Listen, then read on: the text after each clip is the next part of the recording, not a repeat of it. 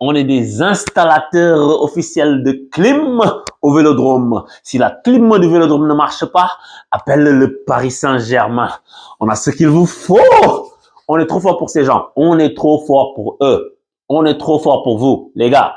Tous mes Marseillais, là, genre, qui étaient là en train de nous dire aujourd'hui, ça va être chaud pour vous.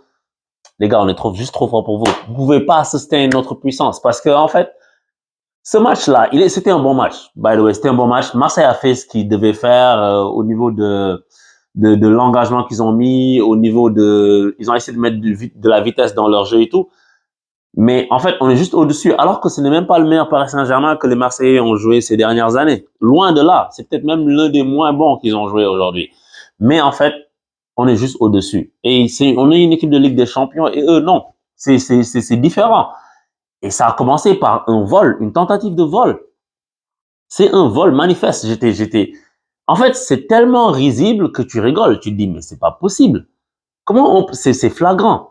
Le gars, il vient, l'arbitre, et puis il siffle un carton rouge. C'est du jamais vu. C'est du jamais vu. Il y a une faute du défenseur à 50 mètres sur la ligne de touche pratiquement. Sur la ligne du milieu, pas loin. Oui, ok, petite poussette, ok, le gars tombe, tu siffles, on revient, on joue.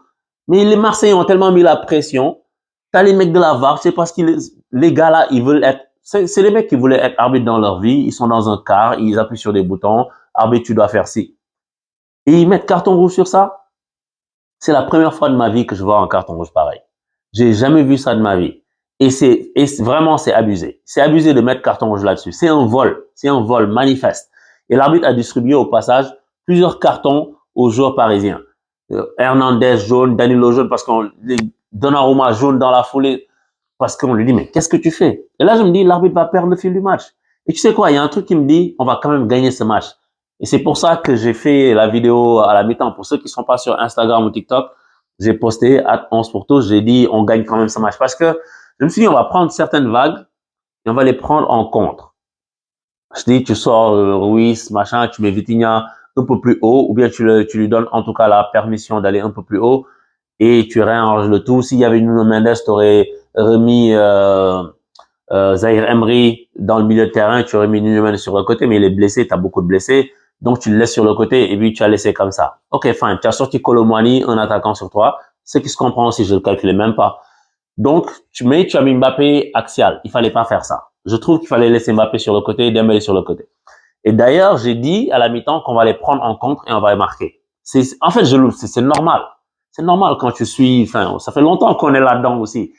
Et là, Dembélé, quand l'action du but de Vitinha, quand il approche le but, je suis en train de crier, Dembélé, est-ce que tu vas cadrer une frappe dans ta vie? Dembélé, il sait pas cadrer une frappe. Dembélé, il faut qu'il fasse des séances de cadrage. Pendant 2 mois, le gars, tous les jours, tu le réveilles, tu lui dis cadre. Il faut qu'il cadre mieux ses frappes. C'est pas possible. Dembélé, s'il apprenait à cadrer, quelqu'un a dit qu'il serait une légende du football. C'est pas possible de gâcher autant Dembélé. Et là, il frappe pas, il fait une passe en retrait et il a but. Et évidemment, en fait, ça, c'est le premier fait marquant, c'est le carton rouge bidon.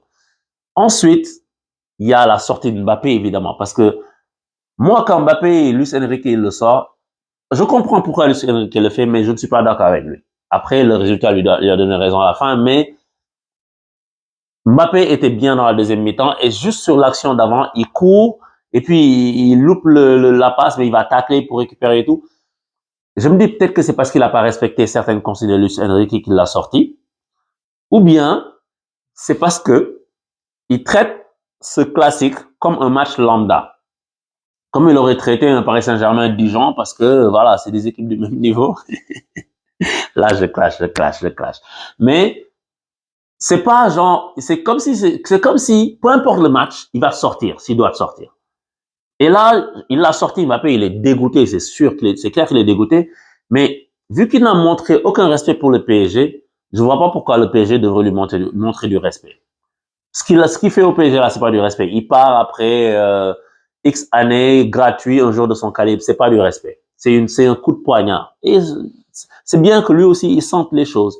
Et je suis d'accord avec Luis Enrique sur ça. Je suis pas d'accord parce que sur ce match-là, je pense que l'erreur qu'il a faite, sortir Mbappé et Dembélé à la fois, je trouve que c'est une erreur, les deux à la fois. Parce que qui va maintenant gérer la profondeur pour accélérer? On a vu que ce rôle a été dévolu à Hakimi. Hakimi n'était pas attaquant, mais donc il devait faire des gros allers-retours. Parce que c'est Hakimi après qui était en train de déborder. Et les Marseillais étaient assez hauts. Ils ont laissé beaucoup d'espace parce qu'ils voulaient revenir au score. Et je pense que là, on aurait pu les contrer beaucoup mieux avec un Dembélé. Mais ça a marché parce que sur l'action du but, c'est Hakimi qui remonte le ballon, il donne à Asensio qui ensuite lui décale sur le côté pour Ramos qui arrive en pleine vitesse dans l'axe, contre-attaque encore une fois. Et je pense que les contre-attaques auraient été encore mieux menées avec Mbappé ou Dembélé. Mais la partie qui fait que je peux comprendre Luis Enrique, c'est qu'il se dit l'année prochaine on va jouer sans ce gars-là. Et c'est un pari en fait. Vu qu'il a gagné ce match-là sans Mbappé, parce que il a été sorti 1-0, c'était chaud quand même sur nous, et que l'équipe a su faire preuve de solidarité et gagner ce match-là, ça crée quelque chose dans un groupe en fait. Et quand tu vois à la fin du match Danilo venir avec ses coéquipiers en cercle pour dire voilà, et puis à la fin il dit on a vu 10 hommes, ça crée quelque chose sans Mbappé. Ça prépare déjà l'après Mbappé. Et c'est une bonne chose. Sur ce plan-là, je comprends, tu vois. Mais après, c'est sûr que Mbappé, il avait encore sa place sur le terrain, mais pas dans une position de numéro 9, je trouve. Mais bon, on a gagné, c'est un pari qu'il a gagné parce que ce match-là se termine par une victoire, mais il faut pas tout jouer avec le feu non plus. Et donc, ça veut dire que peut-être en Ligue des Champions, peut-être que Mbappé contre le Barça aussi, il est capable de le sortir.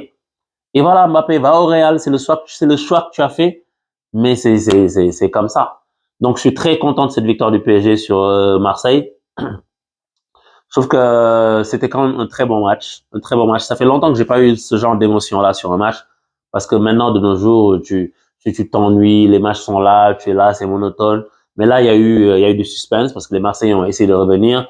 Il y a eu un scénario bizarre, le carton rouge, il y a eu du drame et tout. Et là, il va y avoir des gros titres dans les journaux. On n'a plus besoin de Mbappé. Ciao!